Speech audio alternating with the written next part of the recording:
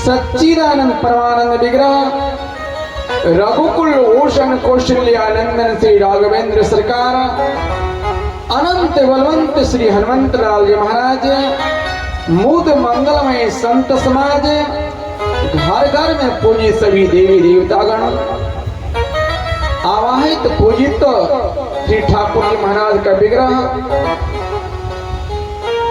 कवि कुल चुरामणी गोस्वामी तुलसीदास जी महाराज द्वारा रचित कालजयी महाकाव्य श्री रामचरितमानस का जिनका सस्त्र पाठ किया गया। मंच पर उपस्थित विद्वत मंडली विद्वत बने, मंच पंडाल के आगे उपस्थित पूज्य पिता सदृश व्यवहार कुशल श्रोतागण अग्रज अनुज सती सावित्री अनुसुईया की चरित्र को चरितार्थ करने वाली भक्ति के दोरहर माता एवं बहनों जिनका दरवाजा ही आज वृंदावन बन चुका हो, अयोध्या बन चुका हो, ऐसे स्वनाम धन्य परम पूज्य श्री नवल बाबा अरुण बाबू और जिनके द्वारा हम लोगों को आमंत्रित करके यहाँ तक आप लोगों के बीच कथा रूपी गंगा में डुबकी लगाने के लिए ऐसे होनहार बच्चे राजेश जी उनके द्वारा आप लोग अभी हम लोग आनंदित हो रहे थे। हमसे पूर्व आप फलता फूलता व्यास रणधीर दास जी से बहुत अच्छे भाव को आप सुन रहे थे। हम चाह रहे हैं एक एक बच्चा इस रामराज की स्थापना हो, सभी बच्चे विवेका बने करते हुए। आइए सज्जनों, हम लोग और आप लोग जो उपस्थित हुए हैं कथा सुनने के लिए, आपके मन में प्रश्न उठता होगा कथा क्या है? व्हाट इज कथा? कथा क्या है? को था, जो को था कर दे। आध्यात्मिक दृष्टि से को का मतलब होता है भगवान की शरणागति, को का मतलब होता है भगवान की गोद, था का मतलब होता है स्थापित कर देना अपने आप को भगवान की गोद में, भगवान की चरण में, भगवान की शरण में स्थापित करना ही कथा है। ये कथा है। एक कवि ने हंसते हुए कहा, बाबा हम भी हंसते हुए कहा क्या है कथा? मैंने कहा कथा का मतलब होता है जहां जीवन में 36 हो उसे 63 बना दे, यही है राम कथा। ले बाबा 36 का मतलब?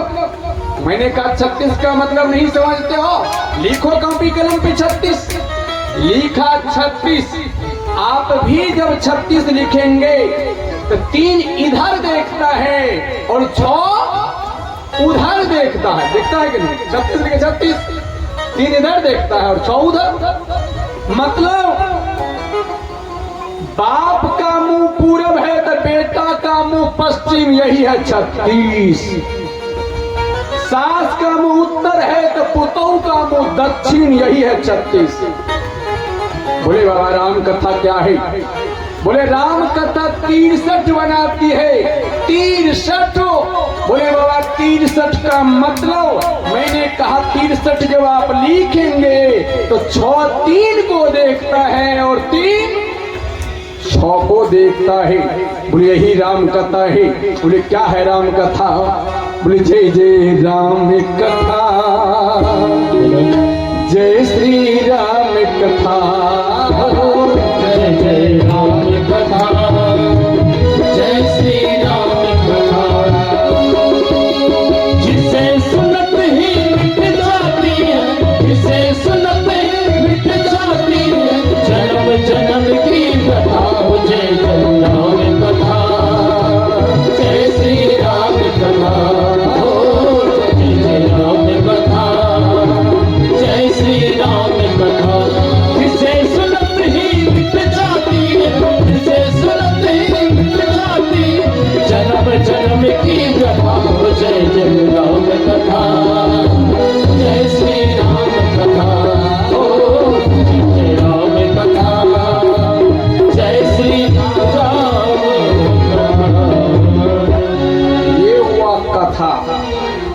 आप लोग देखिए, बहुत कुछ नहीं, हम स्वयं टीचर हैं और बहुत कुछ बताना, बहुत कुछ नहीं बताएंगे। एक एक दो दो चीज समझना है, बस 2 3 से 5 चीज बताएंगे बस।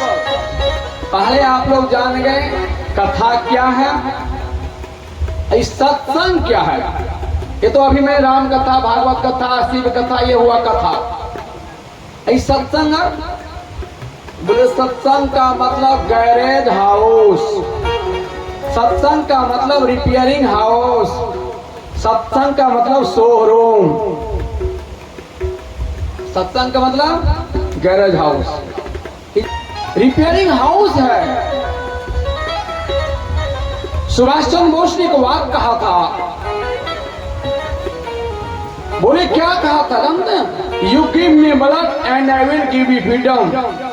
तुम मुझे खून दो तो मैं तुम्हें आपको नहीं जानते आजादी दूंगा। ई सुभाष जी बोले थे। ये व्यास मंच क्या बता रही है? ये व्यास मंच ये बता रही है आप मुझे 3 घंटा दो, आपको सद्मानव बना के भेजेंगे। आपको 3 घंटा देना है। आप लोग को जाना होना भी है कहीं, जरूरी नहीं है कुछ हो, जिसको जरूरी हो तो पैसा दे के जाना है। आपको गुस्सा उठेगा कि जरूरी भी है, हाँ जरूरी हो तो, नहीं हो तो कोई जरूरी तो पैसा लेके जाना है। यदि आप अंतिम तक रहेंगे तो पैसा देंगे, और बीच में उठ के जाना हो तो पैसा दे के जाना पड़ेगा। हाँ याद रखिए, सोच रहा हूँ मैं बताना चाह रहा था। सत्संग का मतलब गैरेज हाउस, सत्संग रिपेयरिंग हाउस। जैसे आप गाड़ी है आपके पास, सबके पास गाड़ी होगा, भले पंचायत में नहीं विशेष तो 10-20 कार तो जरूर होगा। भले संस्कार खत्म हो जाए कोई दिक्कत नहीं है, लेकिन आज गांव-गांव में परिवार में कार और मोटरसाइकिल जरूर है। और ये संस्कार का पाठशाला है सत्संग। सत्संग संस्कारों का पाठशाला है। एक आदमी ने मुझसे मिला, बोले बाबा एक बात पूछूं? मैंने कहा पूछो। बोले बाबा मेरे पास सोफा सेट है, टीवी सेट है, टी सेट है, लेकिन एक बात बताओ बाबा। मैंने कहा बताओ। बोले बाबा माइंड अपसेट है, माइंड ठीक नहीं है। मैंने कहा वही माइंड ठीक सत्संग में किया जाता है, क्योंकि सत्संग गैरेज हाउस है। कैसा भी गया हुआ गाड़ी लेके आओ, यहाँ शोरूम में ठीक करके चकाचक करके भेजूंगा। आप लोग अपना अपना गाड़ी, सबका गाड़ी है। और ये गाड़ी का 2 चीज बहुत गड़बड़ है। रात की घटना है, रात की कसाहा में दरोगा जी चेकिंग में थे। रात्रि का 11:30 बज रहा था। एक बाबूजी मोटरसाइकिल चलाते हुए जा रहा था, और मोटरसाइकिल 80 से 90 के स्पीड में था, और मोटरसाइकिल में लाइट नहीं था। दरोगा जी ने गाड़ी को रोका, गाड़ी रोको, इतनी तेज से गाड़ी चला रही हो, गाड़ी में लाइट नहीं है। मोटरसाइकिल चालक ने गाड़ी को नहीं रोका, दरोगा जी से कहा कि आप ही बगल हो जाओ। बोले मुझे बगल होने के लिए क्यों कहते, पहचानते हो? बोले मैं पहचानता हूँ, आप उता किशनगंज थाना के दरोगा जी है। बोले फिर मुझे क्यों कह रहे हो कि बगल हो जाओ? बोले बाबूजी इसलिए कह रहा हो, इसमें ब्रेक भी नहीं है। अब आप लोग विचार कीजिए, अंधेरी रात हो, गाड़ी में लाइट न हो, गाड़ी में ब्रेक नहीं हो, अपने साथ साथ दूसरे के लिए खतरा है कि नहीं है? बोलिए नहीं है खतरा, गाड़ी में लाइट नहीं है। आज हमारे जीवन में भी यही 2 चीज खत्म हो गया है। आज लाइट खत्म हो गया है, दूसरा ब्रेक खत्म हो गया। ब्रेक में discipline is the habit of doing according to rules. Discipline is quite important of school coordination, the whole structure life, the family life, social life, religious life is based on discipline. आज break यही है, discipline यही है, संस्कार यही है, अनुशासन, break यही है। आज ब्रेक खत्म है और लाइट खत्म है। लाइट माने ज्ञान, विवेक। कहाँ मिलेगा विवेक? गोस्वामी ने चित्र खींचा, कहाँ मिलता है?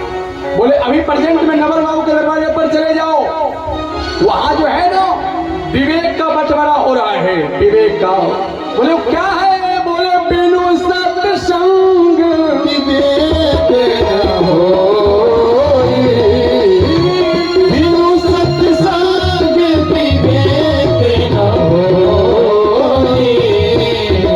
राम कृपा बिनु सुलभ सोई, राम कृपा बिनु सुलभ सोई।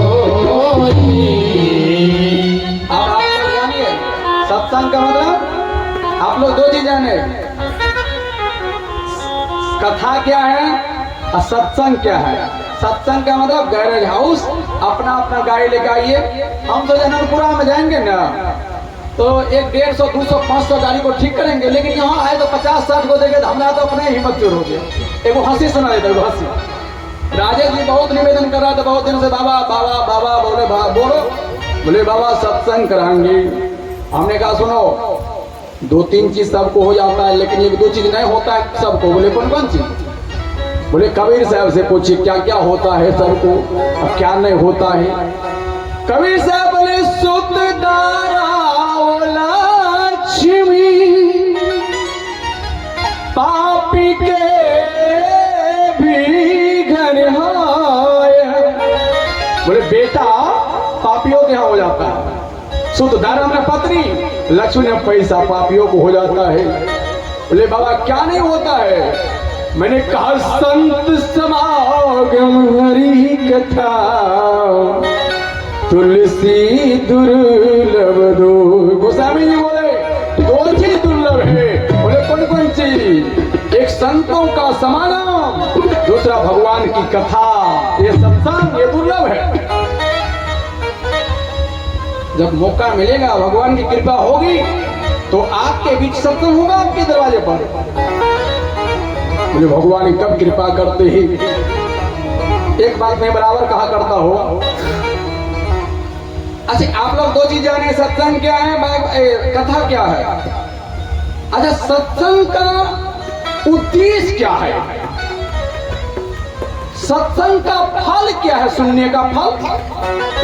सत्संग सुन लेंगे तो इसका कुछ तो फल होगा।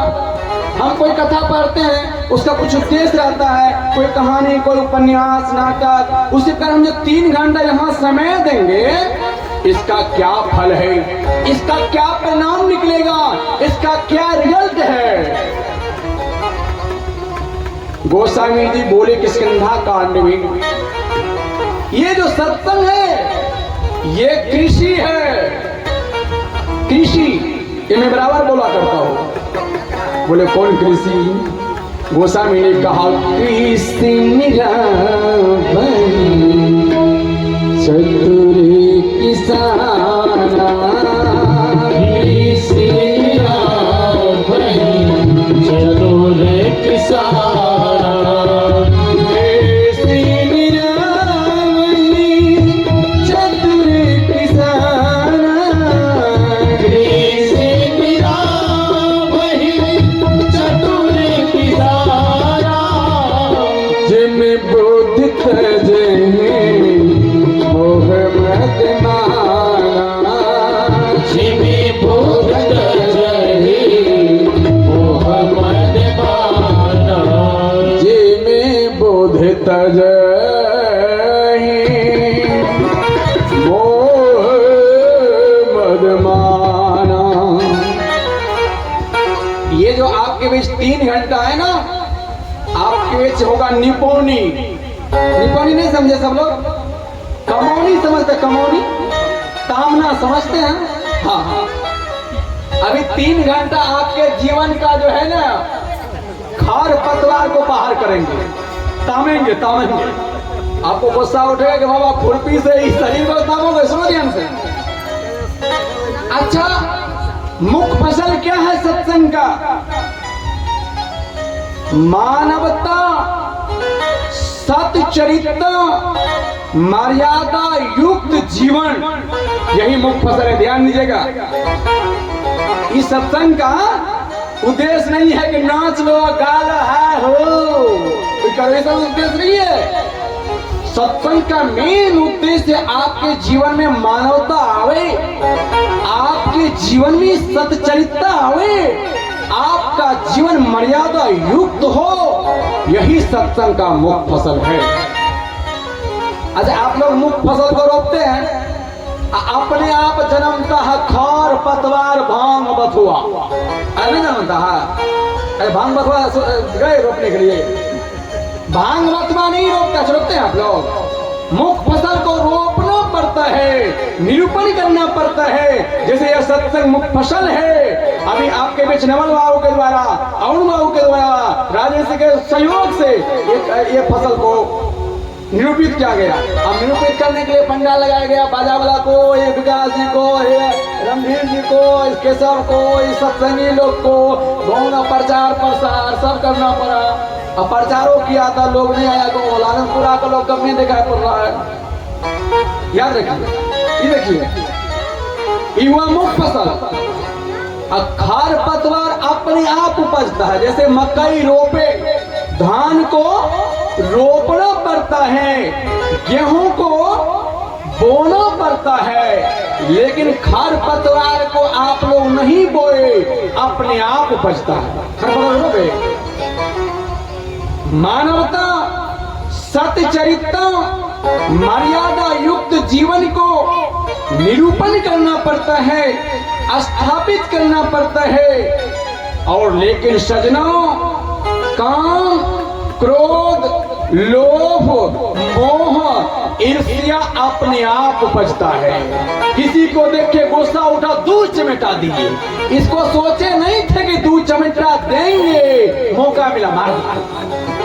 ये अपने आप उपजता है, अपने आप। जैसे भांग बथुआ खार पतवार अपने आप उपजता है। अच्छा, ये सत्संगी लोग क्या करता है? जो सच्चे किसान हैं वो क्या करते हैं? बीच में कमौनी करते हैं, बीच में क्या करते हैं? निपौनी करते हैं। कृषि निरावही, निरावही का मतलब निपौनी करना। क्या करते हैं? मुख्य फसल को बचाने के लिए खार पतवार को बाहर करते हैं, नहीं करते बाहर। यदि भांग बथुआ को बाहर नहीं किया जाए तो मुख्य फसल से लंबा चौड़ा भांगे बथुआ हो जाएगा और मन भर कम जाएगा। तो आप लोग निपौनी कौन चीज से करते हैं? खुरपी से, कचिया से और कोदाल से। बोले खुरपी क्या है, कचिया क्या है, कोदाल क्या है? बोले ये खुरपी कचिया कोदाल साधन है। बोले क्या करने के लिए? बोले मुख्य फसल को बचाने के लिए और खर पतवार को बाहर करने के लिए। ये सत्संग क्या है? मानवता को, सत्यचरित्रता को, मर्यादा युक्त जीवन को बचाना है। जीवन से काम, क्रोध, मद, लोभ, ईर्ष्या रूपी खर पतवार को बाहर करना है। इसलिए सत्संग किया जा रहा है। अच्छा, आप ये बतावे, आप जो निपौनी करते हैं खर पे खुरपी से, खुरपी कहाँ मिलता है? कहाँ मिलता है? कहाँ? ये सत्संग क्या है? बोले खुरपी है। क्या करने के? बोले हरी चीज से मिलने